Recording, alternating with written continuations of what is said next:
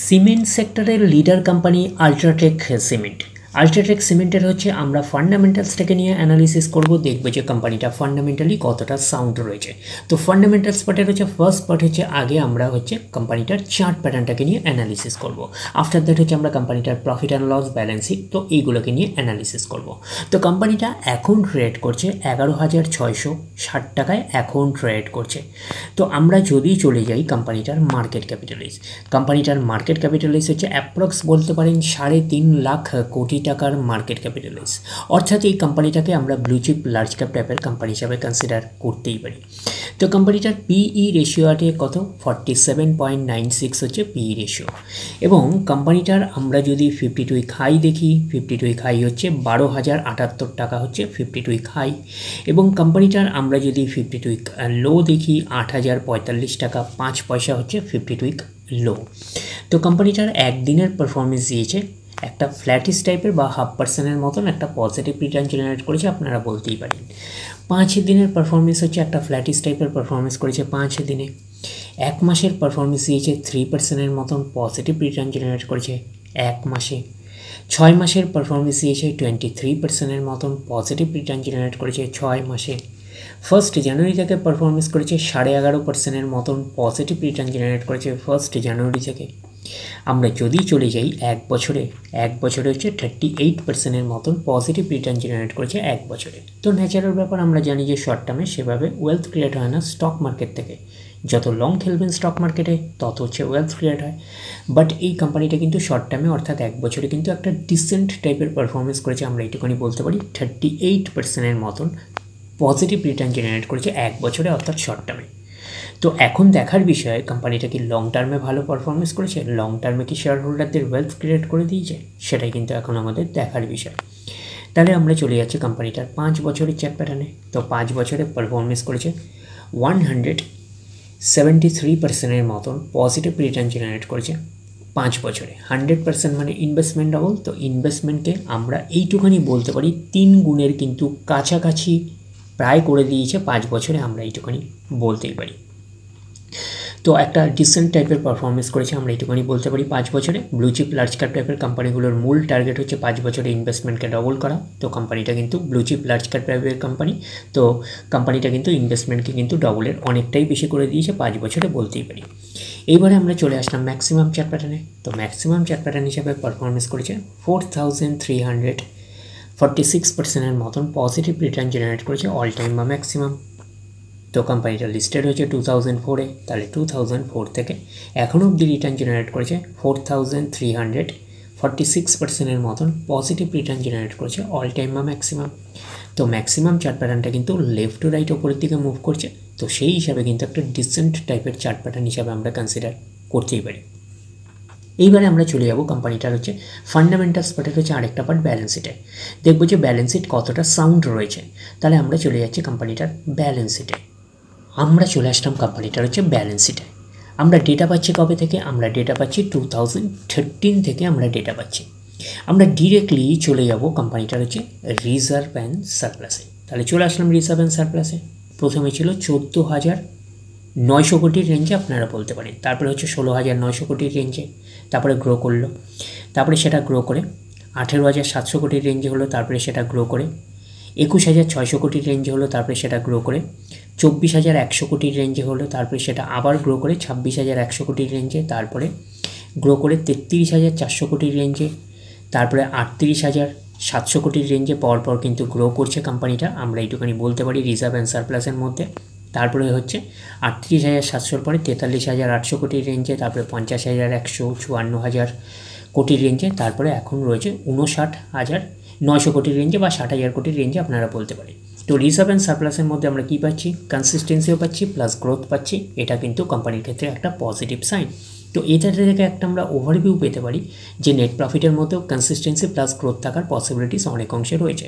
তার কারণটা কি, নেট প্রফিটের কিছু অংশ রিজার্ভ অ্যান্ড সারপ্লাসে ট্রান্সফার হয়। তো ওভারঅল আমাদের কাছে ভিউটা আরও ক্লিয়ার হয়ে যাবে, কোম্পানিটার প্রফিট অ্যান্ড লসে গেলে ক্লিয়ার হয়ে যাবে যে নেট প্রফিটের মধ্যে কতটা কনসিস্টেন্সি রয়েছে, কতটা গ্রোথ রয়েছে। তো এখন রিজার্ভ অ্যান্ড সারপ্লাস রয়েছে অ্যাপ্রক্স বলতে পারেন 60,000 কোটির রেঞ্জে আপনারা বলতে পারেন। এইবারে আমরা চলে যাব কোম্পানিটার হচ্ছে লং টার্ম পরে। দেখি লং টার্ম বোরিংয়ের অবস্থান কী রকম রয়েছে।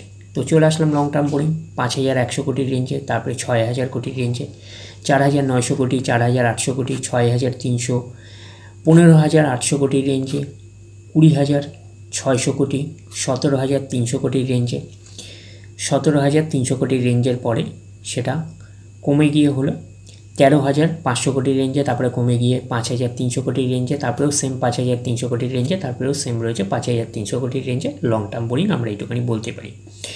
তো লং টার্ম বোরিং কি থাকা ভালো না খারাপ? যদি বলেন এক কথায় খারাপ লং টার্ম বোরিং। তার কারণটা কি? কোম্পানির এক্সট্রা বার্ডেন থাকে ইন্টারেস্ট পে করার ব্যাপারে। যদি কোম্পানি লং টার্ম বোরিংকে যদি সঠিকভাবে ইউটিলাইজ করে নেট প্রফিটের মার্জিনটা যদি বাড়াতে পারে, তাহলে লং টার্ম বোরিং ঠিকঠাক আছে, আমরা এইটুখানি কনসিডার করতেই পারি। তো লং টার্ম বোরিং এখন রয়েছে 5300 কোটির রেঞ্জে।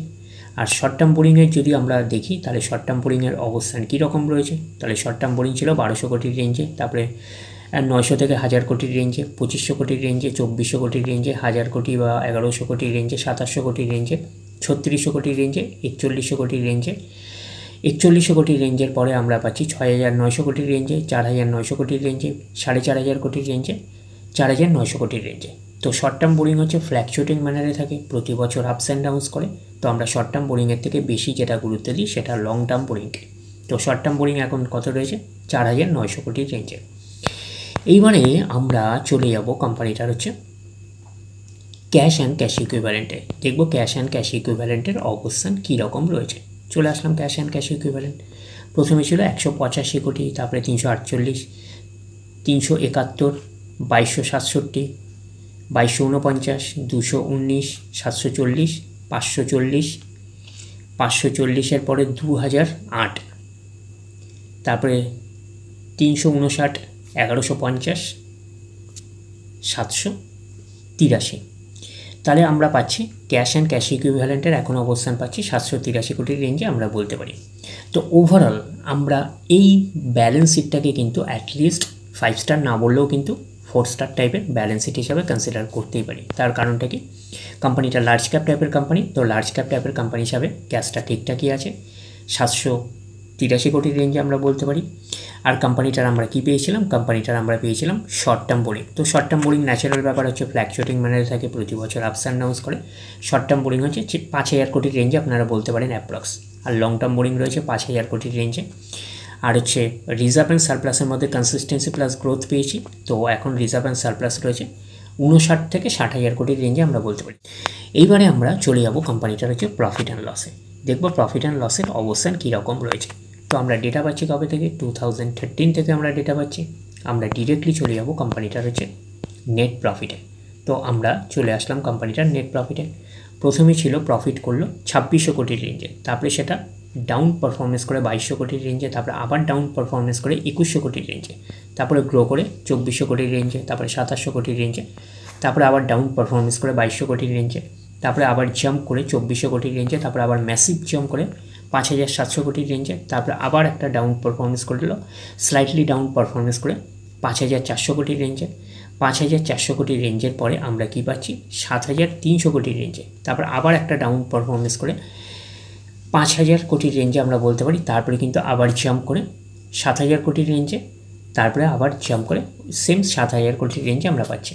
তো আমরা দেখে কি বুঝতে পারছি যে নেট প্রফিটের মধ্যে আমরা কি পাচ্ছি? গ্রোথ পাচ্ছি, বাট কিছু কিছু জায়গা কিন্তু কনসিস্টেন্সি ব্রেক করছে। তো রিজার্ভ অ্যান্ড সারপ্লাস থেকে একটা আমরা ওভারভিউ পেয়েছিলাম যে নেট প্রফিটের মধ্যে কনসিস্টেন্সি প্লাস গ্রোথ থাকার পসিবিলিটিস রয়েছে। বাট এইটুখানি বলতে পারি নেট প্রফিটের মধ্যে আমরা গ্রোথ পেয়েছি, বাট কনসিস্টেন্সি কিন্তু সেইভাবে পাইনি। কিছু কিছু জায়গা কিন্তু কনসিস্টেন্সি ব্রেক করেছে নেট প্রফিটের মধ্যে, আমরা এইটুখানি বলতেই পারি। তো এখন নেট প্রফিট কত করেছে? 7000 কোটির রেঞ্জে আমরা এইটুখানি বলতে পারি। তো ওভারঅল এই প্রফিট অ্যান্ড লসটাকে আমরা 4 স্টার টাইপের প্রফিট অ্যান্ড লস হিসাবে কনসিডার করতেই পারি। এইবারে আমরা চলে যাব কোম্পানিটার হচ্ছে শেয়ার হোল্ডিং প্যাটার্নে। তো শেয়ার হোল্ডিং প্যাটার্নে কার কী অবস্থান? আমরা চলে আসছি প্রোমোটার। প্রোমোটার মিন্সকে কোম্পানির ওনার কত পার্সেন্ট স্টেক হোল্ড করে রয়েছে? 59.98%। এফআইএস আছে, ফরেন ইনস্টিটিউশনাল ইনভেস্টার আছে 18.15%। ডিআইএস আছে, ডোমেস্টিক ইনস্টিটিউশনাল রয়েছে 13.83%। আর গভর্নমেন্ট আছে না থাকার মতন 0.05%। আর পাবলিক রয়েছে 7.82%। তাহলে আমরা এইটুকুনি বলতে পারি প্রত্যেকেরই কম বেশি ইনভলভমেন্ট রয়েছে। প্রোমোটার হচ্ছে 60%-এর কাছাকাছি, এফআইএস আছে 18%-এর বেশি, ডিআই এসেছে 14%-এর কাছাকাছি, আর গভর্নমেন্ট না থাকার মতন 0.05%, আর পাবলিক রয়েছে 8%-এর কাছাকাছি। তো শেয়ার হোল্ডিং প্যাটার্নটাকে একটা ডিসেন্ট টাইপের শেয়ার হোল্ডিং প্যাটার্ন হিসাবে আমরা কনসিডার করতেই পারি। কোম্পানিটার নাম আপনাদের বলাই হয়ে গেছে, আল্ট্রাটেক সিমেন্ট। তো এই কোম্পানিটা হচ্ছে সিমেন্ট সেক্টরের কিন্তু লিডার কোম্পানি, এটুখানি কিন্তু মাথায় রাখবেন। তো কোম্পানিটার আমরা মার্কেট ক্যাপিটালাইজ অলরেডি বলা হয়ে গেছে, তো অ্যাপ্রক্স বলেছিলাম 3.5 লাখ কোটি টাকার মার্কেট ক্যাপিটালাইজ, অর্থাৎ কোম্পানিটা ব্লু চিপ লার্জ ক্যাপ টাইপের কোম্পানি। তো এই কোম্পানিটার হচ্ছে আরওসি দেখি, রিটার্ন অন ক্যাপিটাল এমপ্লয়েড কত হচ্ছে 15.1%, আরওই রিটার্ন অন ইকুইটি আছে 12.2%। তাহলে এটুখানি বলবো আরওসি আর আরওই হচ্ছে ডিসেন্ট রয়েছে, এটুখানি কিন্তু মাথায় রাখবেন। তো কোম্পানির পারফরমেন্সের উপরে কিন্তু ডিপেন্ড করে আরওসি আর আরওই। আগামী দিনে যদি কোম্পানি আরও ভালো পারফরমেন্স করে, আরও গ্রোথ দেখাতে শুরু করে, তাহলে আরওসি আর আরওই হচ্ছে আরও ইমপ্রুভ করবে। তাহলে ওভারঅল আমরা এইটুখানি বলতে পারি, আল্ট্রাটেক সিমেন্টের হচ্ছে ওভারঅল ফান্ডামেন্টালসটাকে নিয়ে অ্যানালিসিস করে আমরা এইটুখানি বলতে পারি, কোম্পানিটাকে আমরা ফান্ডামেন্টালি সাউন্ড কোম্পানি হিসাবে কিন্তু কনসিডার করতেই পারি। তাহলে ওভারঅল ভিউটা আপনাদের কাছে ক্লিয়ার। তাহলে এই অবধি, নেক্সট ভিডিওতে আবার আপনাদের সাথে আমার দেখা হচ্ছে। ধন্যবাদ।